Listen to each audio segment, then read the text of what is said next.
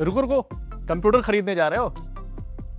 भाई ये video and तक देखो, नहीं तो पैसे भी जाएंगे और काम भी रुकेगा। मैं आज तुमको वो सब बताऊंगा जो एक सेल्समैन नहीं बताता, क्योंकि सेल्समैन को कमीशन चाहिए और मुझे तुम्हारा फायदा। हेलो दोस्तों, मेरा नाम है रवि कुमार, आप देख रहे हैं एनसीएल कंप्यूटर। आज का टॉपिक बहुत ही सिंपल है, लैपटॉप या डेस्कटॉप। बट बिलीव मी, अगर ये डिसीजन गलत हुआ तो 2 से 3 साल तक पछताओगे। तो चलते हैं पॉइंट बाय पॉइंट और क्लियर कंपैरिजन करते हैं इन दोनों में क्या डिफरेंस है और आपके लिए क्या बेटर हो सकता है।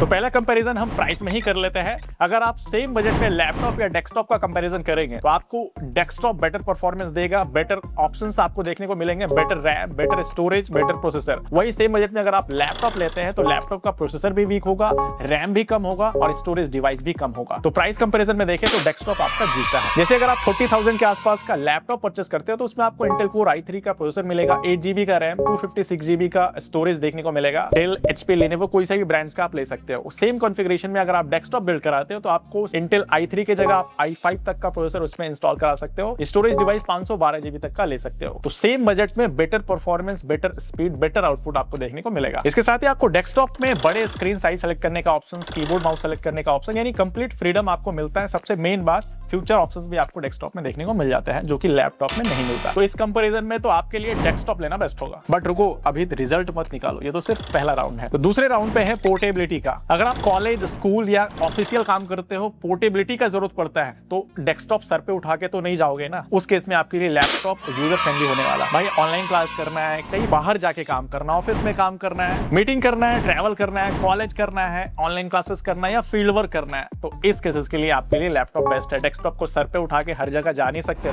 तीसरा राउंड है परफॉर्मेंस का। ये राउंड थोड़ा इंपॉर्टेंट है, ध्यान से सुनो। अगर तुम्हारा काम है gaming, streaming, video editing, heavy duty या हाई इंजीनियरिंग जैसे टास्क है तो डेस्कटॉप की प्रोसेसिंग पावर लैपटॉप से काफी ज्यादा होती है। और एक इंपॉर्टेंट बात, डेस्कटॉप में अपग्रेड हो सकता है। रैम कम पड़ी, बढ़ा लो, स्टोरेज फुल, बढ़ा लो, ग्राफिक्स कम पड़ रहा है तो डेस्कटॉप पे तो आप ग्राफिक कार्ड भी लगा लो। लैपटॉप में सारे ऑप्शंस आपको देखने को नहीं मिलते, यानी लैपटॉप परफॉर्मेंस के मामले में एज कंपेयर डेस्कटॉप लो परफॉर्म करता है। तो चौथे राउंड पे है लाइट बिल्स एंड मेंटेनेंस। ये पॉइंट सारे लोग इग्नोर करते हैं। मेन गेम यहीं से शुरू होता है, क्योंकि डेस्कटॉप चलाने के लिए आपको 400 से लेकर 800 वाटेज तक का पावर कंजप्शन चाहिए। वही लैपटॉप 45 वाटेज से लेकर के 60 वाटेज तक का पावर कंज्यूम करता है। तो पावर के मामले में लैपटॉप कम पावर कंज्यूम करता है एज कंपेयर डेस्कटॉप। मेंटेनेंस की बात करें तो लैपटॉप में किसी भी तरह का कंपोनेंट्स खराब हुआ, यानी रिपेयर कराने की बारी आती है तो 3000, 4000, 5000 तक का झटका दे सकता है। वही डेस्कटॉप पे किसी भी तरह का प्रॉब्लम हुआ, कुछ भी मेंटेनेंस का जरूरत पड़ा तो 300 से 500 में आपका डेस्कटॉप रिपेयर हो सकता है। तो मेंटेनेंस कॉस्ट डेस्कटॉप का कम पड़ता है, लैपटॉप का ज्यादा पड़ता है। तो लॉन्ग टर्म में डेस्कटॉप सस्ता पड़ता है। तो ये राउंड हमारा डेस्कटॉप जीतता है। पांचवा एक जबरदस्त पॉइंट से जो कोई यूजर, कोई यूट्यूबर आपको नहीं बताता, वो है आंखें और हेल्थ। अगर आप लगातार काम करते हो कंप्यूटर पे